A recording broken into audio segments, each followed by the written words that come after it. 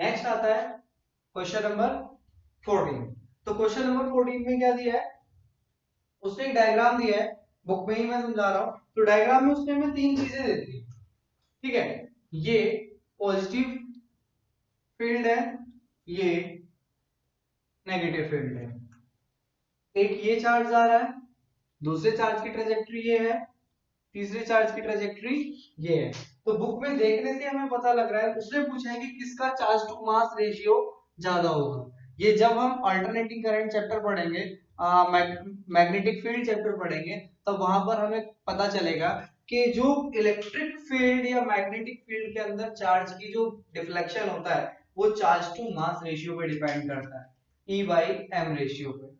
ठीक है, तो चार्ज टू मास रेशियो जिसका जितना ज्यादा होगा उतना डेविएशन उसमें आएगा, चार्ज टू मास रेशियो जिसका जितना कम होगा उतना कम डेविएशन उसमें आएगा।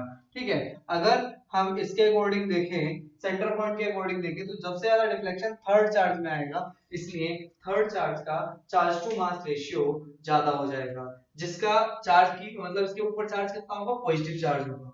ठीक है, इन दोनों के ऊपर क्या होगा, नेगेटिव चार्ज होगा, क्योंकि नेगेटिव हमेशा पॉजिटिव की तरफ अट्रैक्ट होता है और पॉजिटिव हमेशा नेगेटिव की तरफ अट्रैक्ट होता है। तो जो जितना ज्यादा अट्रैक्ट होगा या जितना ज्यादा डेविएशन इसमें आएगा, चार्ज टू मास रेशियो उसका उतना ही ज्यादा होगा। नेक्स्ट 15 क्वेश्चन में क्या दिया हुआ है, इलेक्ट्रिक फील्ड वेक्टर दिया हुआ है, E is equals to 3 into 10 raised to power 3 I cap. इसका मतलब है कि जो इलेक्ट्रिक फील्ड की डायरेक्शन है वो x एक्सिस के अलोंग होगी, कि I कैप का मतलब है डायरेक्शन अलोंग x एक्सिस। उसके बाद उसने क्या किया कि YZ प्लेन का मतलब है कि ये Y हो गया, ये Z हो गया, YZ प्लेन के पैरेलल उसने एक शीट रख दी। ठीक है, तो उस शीट से कितना फ्लक्स पास होगा उसने ये पूछा है। तो पहली चीज हमें शीट का जो स्क्वायर शीट की जो डायमेंशन है वो कितनी है, 10x10 है, 10 सेंटीमीटर यानी कि 0.1 मीटर। एक जो साइड की लेंथ है वो कितनी होगी, 0.1 मीटर हो गई। तो कंडीशन क्या होगी, सरफेस एरिया हमने फाइंड कर दिया, इलेक्ट्रिक फील्ड इंटेंसिटी का हमने मॉड्यूलस फाइंड कर दिया या मैग्नीट्यूड फाइंड कर दिया, तो हमारे पास 5। ठीक है, 5 इज इक्वल्स टू कितना हो जाएगा, E vector dot delta S vector. 5 is equals to कितना हो जाएगा, E S cos थीटा। वहां पर एंगल कितना हो जाएगा, 0 हो जाएगा। E की वैल्यू यहाँ पुट कर दो, 3 into 10 raised to the power 3 into S की वैल्यू कितनी हो जाएगी, 10 raised to the power -2 into cos 0 की वैल्यू कितनी हो जाएगी, यहाँ cos 0 रख दो, कैलकुलेट कर दो, आंसर आ जाएगा हमारे पास फर्स्ट केस का कि इससे कितना इलेक्ट्रिक फ्लक्स पास होगा। ठीक है, सेकंड केस में उसने एंगल बना दिया है कितना, 60 डिग्री। तब बस हमें क्या करना है, phi is equals to E S cos कितना, cos 60 डिग्री आ जाएगा। कितना आ जाएगा, ई एस cos 60 डिग्री। तो कितना आ जाएगा यहाँ से, phi is equals to 3 into 10 raised to the power 3 into 10 raised to the power -2 into 1/2। Calculate कर लेना, आंसर आ जाएगा।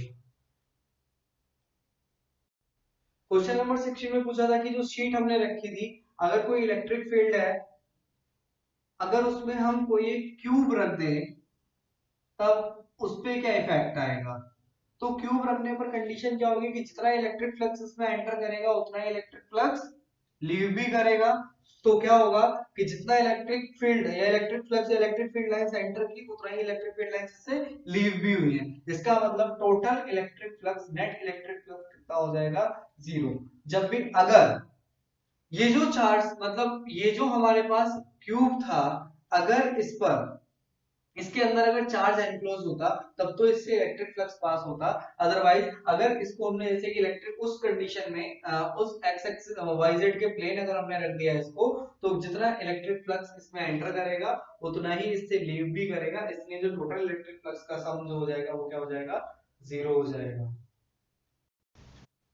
नेक्स्ट 17 क्वेश्चन में हमें फाई दिया है, 8 into 10⁻³ न्यूटन मीटर स्क्वायर पर कूलम। उसने पूछा है कि जो बॉक्स है उसके अंदर चार्ज कितना होगा। तो Q इज इक्वल टू, सबसे पहले चीज हमारे पास फॉर्मूला होता है गॉस थ्योरम के according, phi is equal to Q upon epsilon naught. Q is equal to phi epsilon naught, दोनों की वैल्यू पुट कर देना, आंसर मिल जाएगा। इसका सेकंड पार्ट में उसने पूछा है कि अगर किसी बॉक्स से इलेक्ट्रिक फ्लक्स जो आ रहा है मतलब phi इज इक्वल्स टू 0 हो गया, तो प्रूफ करो कि जो चार्ज एनक्लोज कर रहा है ये जो कोई भी बॉक्स है वो 0 होगा।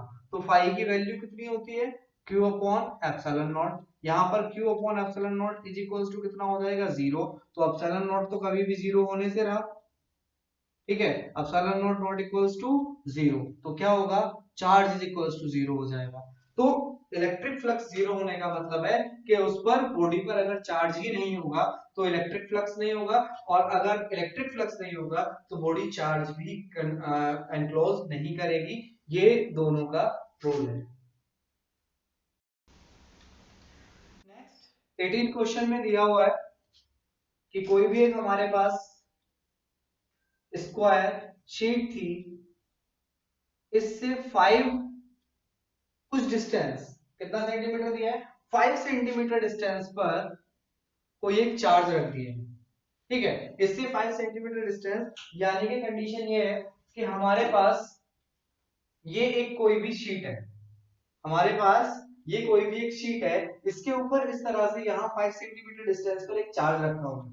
तो अब हमें बताना है कि इस शीट से कितना इलेक्ट्रिक फ्लक्स पास हो रहा है। तो सबसे पहले चीज इस चार्ज के लिए जो नीचे शीट रखी है उसके रेस्पेक्ट में हम गॉसियन सरफेस ड्रॉ करेंगे। तो गॉसियन सरफेस इसके लिए क्या हो जाएगा, गॉसियन सरफेस हो जाएगा इसके लिए क्यूब। तो क्यूब के अब कितने फेसेस होते हैं 6 फेसेस होते हैं, मतलब जो टोटल इलेक्ट्रिक फ्लक्स पास होगा मतलब phi इज इक्वल्स टू वो कितना हो जाएगा 6 into q upon epsilon naught, मतलब क्यू अपॉन एप्सिलॉन नॉट हो जाएगा phi is equals to q upon epsilon naught.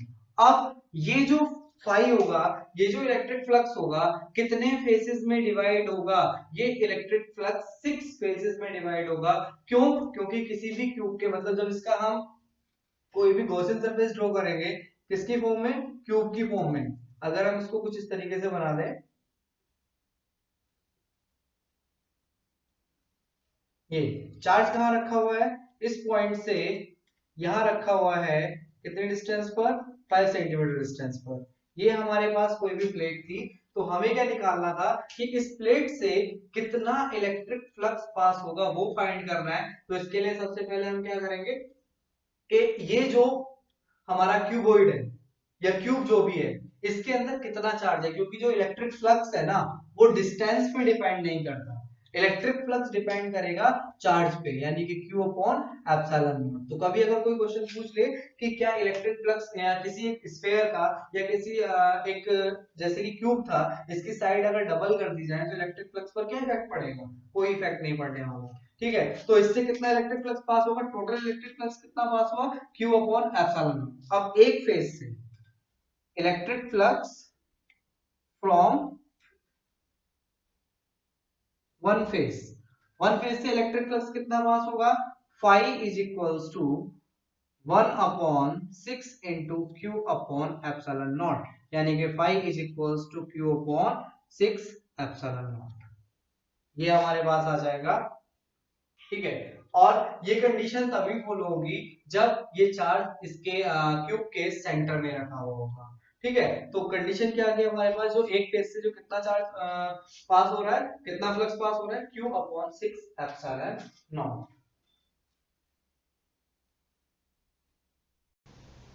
Next 19 question में क्या पूछा है, हमें चार्ज दिया है Q is equals to 2 microcoulomb और उसने साइड भी दी है, कितना दिया है 9 सेंटीमीटर, मतलब जो भी कोई क्यूब है, क्यूबिक गॉसियन सरफेस है उसके अंदर चार्ज एनक्लोज है कितना 2 माइक्रोकूलम है, तो साइड का तो यहाँ पे कोई इफेक्ट पड़ेगा नहीं, तो हमें सीधा सीधा क्या phi is equals to Q upon epsilon naught formula लगा देना है, Q की वैल्यू पुट करो, एप्सिलॉन की नॉट की वैल्यू पुट करो, और ये सॉल्यूशन निकल करके आ जाएगा इसका, जितना भी आंसर आएगा सॉल्व कर लेना, कैलकुलेशन करके आंसर आ जाएगा। क्वेश्चन नंबर 20 में दिया है इलेक्ट्रिक फ्लक्स दिया है, किसी भी एक कोई भी एक स्फीयर है जिसकी रेडियस कितनी 10 सेंटीमीटर है, तो उससे कितना इलेक्ट्रिक फ्लक्स पास हो रहा है 1 into 10⁻³ न्यूटन मीटर स्क्वायर पर कूलम, ठीक है। तो अब एक चीज उसने बोला है कि अगर इस स्फीयर की रेडियस को हम डबल कर दें तो उससे कितना इलेक्ट्रिक फ्लक्स पास होगा, इलेक्ट्रिक फ्लक्स में कोई चेंज नहीं आएगा, वो उतना ही पास होगा, क्योंकि इलेक्ट्रिक फ्लक्स किस पे डिपेंड करता है, electric flux is depend only on the charge, या परमिटिविटी ऑफ फ्री स्पेस। तो परमिटिविटी ऑफ फ्री स्पेस तो चेंज हो नहीं रही है, तो क्या केवल यहाँ पर फाई इज इक्वल टू कितना आ जाएगा, क्यू, मतलब डायरेक्टली प्रोपोर्शनल टू क्यू। तो अगर चार्ज चेंज नहीं हो रहा है, केवल रेडियस चेंज कर रहे हैं स्फीयर की, तो इलेक्ट्रिक फ्लक्स में कोई भी चेंज नहीं आएगा। नेक्स्ट उसने उस पॉइंट चार्ज की, मतलब जो भी चार्ज है, चार्ज की वैल्यू पूछी है कि कितना वो चार्ज एनक्लोज कर रहा होगा। तो Q इज इक्वल टू सीधा सीधा फाई इज इक्वल टू हमारे पास फॉर्मूला आ जाएगा Q upon epsilon naught, Q is equal to epsilon naught phi. Value put करके आंसर हमारे पास आ जाएगा। एप्सिलॉन नॉट कांस्टेंट है, वैल्यू पता होती है, फाई की वैल्यू क्वेश्चन में गिवन है। क्वेश्चन नंबर 21, इसमें एक स्फीयर दिया है 10 सेंटीमीटर रेडियस का, जिस पर इलेक्ट्रिक फील्ड दिया है, जिसकी वजह से इलेक्ट्रिक फील्ड जनरेट हो रहा है किसी 20 सेंटीमीटर पॉइंट पर, जो कि रेडियली इनवर्ड है। जो इलेक्ट्रिक फील्ड की डायरेक्शन है वो रेडियली इनवर्ड है। सबसे पहली चीज, जो भी चार्ज होगा वो क्या होगा, नेगेटिव, क्योंकि अगर इलेक्ट्रिक फील्ड की जो डायरेक्शन है वो रेडियली इनवर्ड होती है, तो जो चार्ज होगा वो नेगेटिव होगा। दूसरी चीज कैसे फाइंड करेंगे, अगर आउटसाइड द स्फीयर है तो हम सीधा सीधा फॉर्मूला लगा देंगे, E is equals to 1 upon 4 pi epsilon naught Q upon R square. तो E इज इक्वल्स टू, ये कितना हो जाएगा, E की वैल्यू हमें गिवन है, हमें क्या फाइंड करना है, Q फाइंड करना है। ठीक है, तो ये कितना हो जाएगा, E into R square into 4 pi epsilon naught is equals to Q। तो Q इज इक्वल्स टू कितना हो जाएगा, E into R square into 4 pi epsilon naught. Values put करके आंसर आ सकता है। ठीक है, क्या हमें R की वैल्यू पता है, R कितना है, यहां से यहां तक 20 सेंटीमीटर दिया है, तो कितना हो जाएगा, 0.2 मीटर हो जाएगा, 0.2 मीटर। इसकी वैल्यू को यहाँ पुट कर देना, इलेक्ट्रिक फील्ड की वैल्यू यहाँ से पुट हो जाएगी, 4 पाई एप्सिलॉन नॉट की वैल्यू कितनी हो जाएगी, 1 upon 9 into 10 raised to the power 9। अगर 1 अपॉन 4 पाई एप्सिलॉन नॉट है तो इसकी वैल्यू हो जाएगी 9 into 10 raised to the power 9, और अगर 4 पाई एप्सिलॉन नॉट है तो इसकी वैल्यू कितनी हो जाएगी, 1 upon 9 into 10 raised to the power 9। ठीक है, इस तरीके के अकॉर्डिंग कैलकुलेट कर लेना, आंसर आ जाएगा। नेक्स्ट क्वेश्चन नंबर 22 में दिया हुआ है, डायमीटर दिया है किसी एक स्फीयर का, कितना 2.4 मीटर दिया है, रेडियस कितनी हो जाएगी, 1.2 मीटर हो जाएगी। सरफेस चार्ज डेंसिटी कितनी है, वो sigma is equals to 80 microcoulomb पर मीटर स्क्वायर दिया है, तो सिग्मा इज इक्वल्स टू कितना हो जाएगा, 80 into 10 raised to the power -6 coulomb पर मीटर स्क्वायर। अभी ऐसा यूनिट में कन्वर्ट हो गई। ठीक है, अब हमने क्या, हमारे पास फॉर्मूला होता है कि surface charge density is equals to charge upon surface area, तो चार्ज इज इक्वल्स टू कितना हो जाएगा, surface charge density into surface area. Surface charge density कितनी हो जाएगी, 80 into 10 raised to the power -6 into surface area कितना हो जाएगा, किसी भी स्फीयर का सरफेस एरिया क्या होता है, 4 पाई आर स्क्वायर। ठीक है, तो इसकी वैल्यूज पुट कर देना, आंसर आ जाएगा। तो पहले पार्ट में उसने चार्ज पूछा है कि चार्ज कितना होगा, दूसरे पार्ट में, सेकंड पार्ट में क्वेश्चन में पूछा गया है कि इलेक्ट्रिक फ्लक्स कितना होगा, तो phi is equals to q upon epsilon naught. Q जितना यहां से निकल करके आएगा वो वैल्यू यहां पुट कर देना, एप्सिलॉन नॉट की वैल्यू से डिवाइड कर देना, आंसर हमारे पास आ जाएगा। ठीक है, तो क्वेश्चन नंबर 23 में हमें बताया हुआ है, इलेक्ट्रिक फील्ड दिया है और डिस्टेंस दिया है। मान लिया कि इनफाइनाइटली लॉन्ग वायर था हमारे पास, स्ट्रेट वायर था, यूनिफॉर्मली चार्ज। ठीक है, इससे कितना, 2 सेंटीमीटर डिस्टेंस पर उसने इलेक्ट्रिक फील्ड दिया है, तो हमें क्या, लीनियर चार्ज डेंसिटी फाइंड करना है। सबसे पहले चीज हमारे पास फॉर्मूला क्या होता है, electric field around a uniformly charged infinitely long straight wire कितना होता था, lambda upon 2 pi epsilon naught r. ठीक है, E is equals to lambda upon 2 pi epsilon naught r, ये हमारे पास फॉर्मूला हुआ करता था, इसमें बस वैल्यूज पुट करनी है। तो लैम्डा इज इक्वल्स टू कितना हो जाएगा, E into 2 pi epsilon naught R. चाहो तो इसको 2 से मल्टीप्लाई 2 से डिवाइड कर सकते हो, क्यों, lambda is equals to E into 4 pi epsilon naught into R upon 2। मैंने 2 से मल्टीप्लाई 2 से डिवाइड कर दिया, किस लिए, क्योंकि 4 पाई एप्सिलॉन नॉट बन गया, इसकी वैल्यू कितनी हो जाएगी, 1 upon 9 into 10 raised to the power 9। Calculate कर लेना, आंसर आ जाएगा, यहाँ से लीनियर चार्ज डेंसिटी आ जाएगी, ये आ जाएगा कूलम पर metre. In this question the value of surface charge density is given, that is 17 into 10 raised to the power minus 22. Sigma is given. तो अब कंडीशन क्या है कि दो प्लेट्स रखी हुई है जो यूनिफॉर्मली चार्ज है, लेकिन प्लस माइनस वैल्यू में लिख रहा हूं, क्यों? क्योंकि इस पर प्लस सरफेस चार्ज डेंसिटी है, इस पर माइनस सरफेस चार्ज डेंसिटी है। अब इसके अकॉर्डिंग इस प्लेट की वजह से, इस प्लेट के इस साइड जो E1 है वो इस प्लेट की वजह से इलेक्ट्रिक फील्ड की डायरेक्शन है, जो E2 है वो इसकी वजह से इलेक्ट्रिक फील्ड की डायरेक्शन है। दोनों पर इक्वल और अपोजिट सरफेस चार्ज डेंसिटी है, तो यहाँ पर जो टोटल इलेक्ट्रिक फील्ड होगा किसके केस में, E1 यानी कि फर्स्ट प्लेस पर वो जीरो हो जाएगा। सेकंड, फर्स्ट और थर्ड प्लेस पर, थर्ड प्लेस पर भी कंडीशन वही हो जाएगी, मतलब आउटसाइड द प्लेट्स जो इलेक्ट्रिक फील्ड होगा वो क्या हो जाएगा, ई थर्ड भी कितना हो जाएगा, जीरो हो जाएगा। जो कंडीशन प्लेट्स के इस साइड है वही कंडीशन प्लेट्स के इस साइड भी होगी, केवल इन दोनों के मिडल में चार्ज आएगा, मतलब इलेक्ट्रिक फील्ड आएगा, वो क्या आ जाएगा, E is equals to E second is equals to E1 plus E2। ठीक है, तो अब इन दोनों को हम सम कर देंगे, जो भी इलेक्ट्रिक फील्ड आएगा, ठीक है, E1 E second is equals to E1 plus E2। Electric field निकाल करके दोनों को सम कर देना है, वैल्यू निकल करके आ जाएगी, जो कि कितनी आएगी, किसी एक प्लेट के लिए कितना आता है, sigma upon 2 epsilon not plus sigma upon 2 epsilon not.